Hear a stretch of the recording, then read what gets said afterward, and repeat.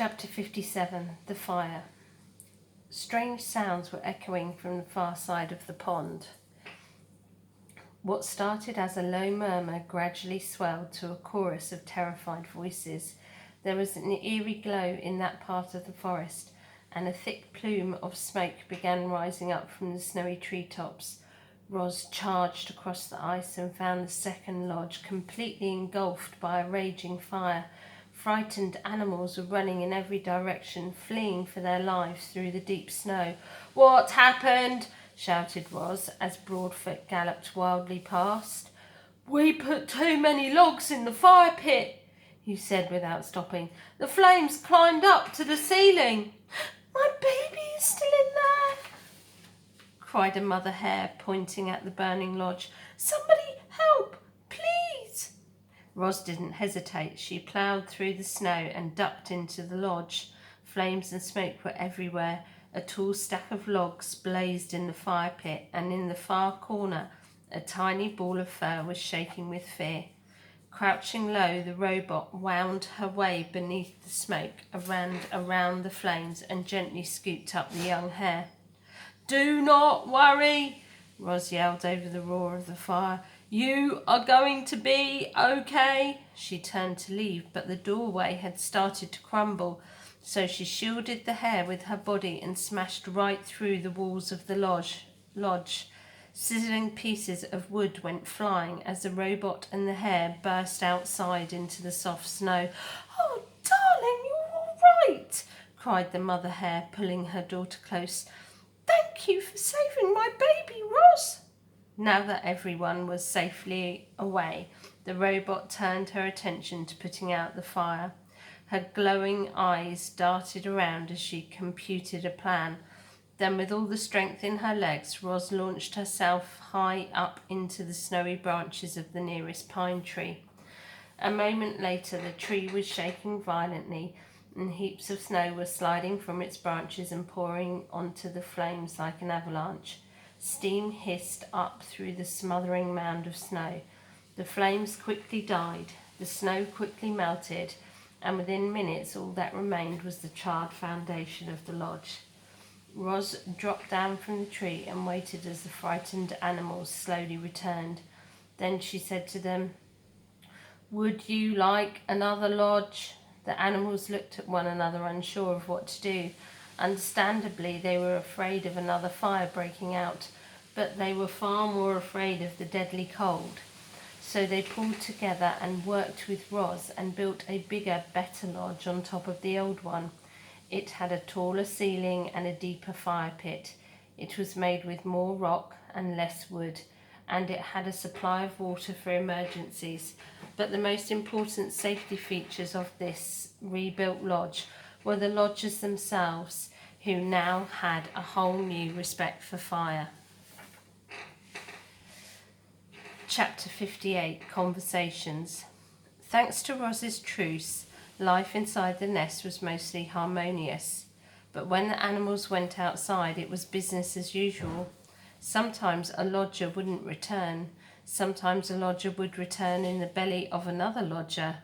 As you can imagine, that made for some awkward moments. So when everyone was gathered around the fire, they tried to keep things pleasant by having conversations like these. "I wonder what Brightbill is doing right now." Chit-Chat lay on her back and looked at the ceiling as she spoke. "And where he is and who he's with, and if he ever thinks about us back here on the island." "I'm sure he thinks about us," said Roz. "I think about him all the time."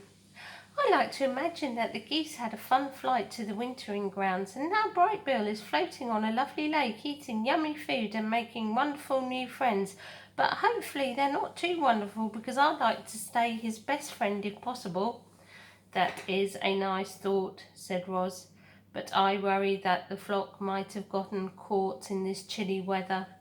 I do not think they would handle it well." "Don't worry, I'm sure they're fine," said Chit-Chat. "Brightbill is such a great flyer that I just know he'll keep the flock out of trouble." "He is a great flyer," said Roz, "but I still worry." "Life is too short," Dig Down, the old groundhog, was giving another one of his fireside speeches. "I'll be lucky if I see the spring. I don't want your pity. I've had a good run, but I'll tell you what, if I could do it all over again, I'd spend more time helping others.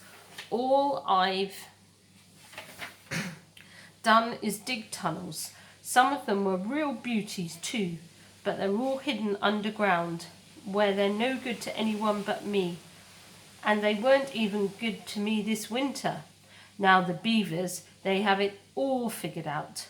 They built that beautiful dam which created a lovely pond that made all our lives better. That must feel mighty good." "The beavers made our lives better in another way," said Fink. "They taught Roz how to build."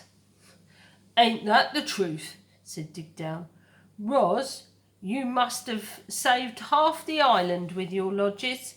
And to think, we used to call you a monster. I'll repay my debt to you if it's the last thing I do." "Your friendship is payment enough," said Roz. "Oh, please, your sweetness is going to make me sick. There must be something we can do." "Your friendship really is enough. Friends help each other, and I will need all the help I can get. My mind is strong, but my body will not last forever. I want to survive as long as possible, and to do that I will need the help of my friends." The animals listened quietly to Roz and thought of their own struggles to survive. Life in the wilderness was hard for everyone. There was no escaping that fact. But the robots had made their lives a little easier, and if ever they could, the animals would return the favour. "I have seen 93 winters, far more than any of you." Crag the turtle spoke slowly, but everyone always listened to his words. "And I can tell you that the winters have gotten colder, and the summers have gotten hotter, and the storms have gotten fiercer." "I heard that the ocean has gotten higher," said Chit Chat, "but I don't see how that could be true. I mean, where would we get all that extra water from?" You're right.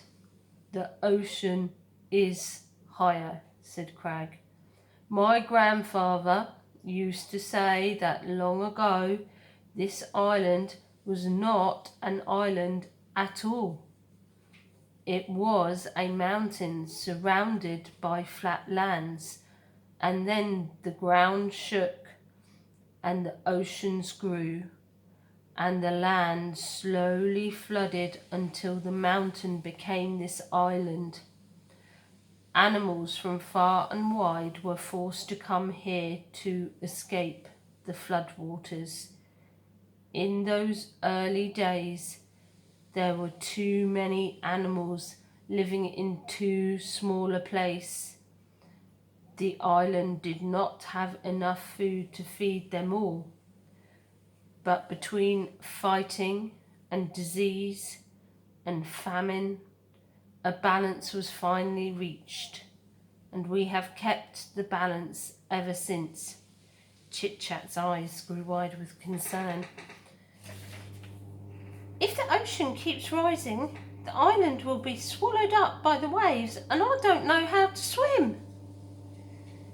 "If the waves ever do swallow this island, it will not happen for a very long time," said Crag.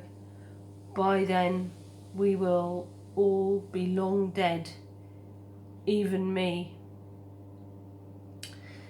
"Everything has a purpose." It was Swooper's turn to lecture the lodgers. "The sun is meant to give light. Plants are meant to grow.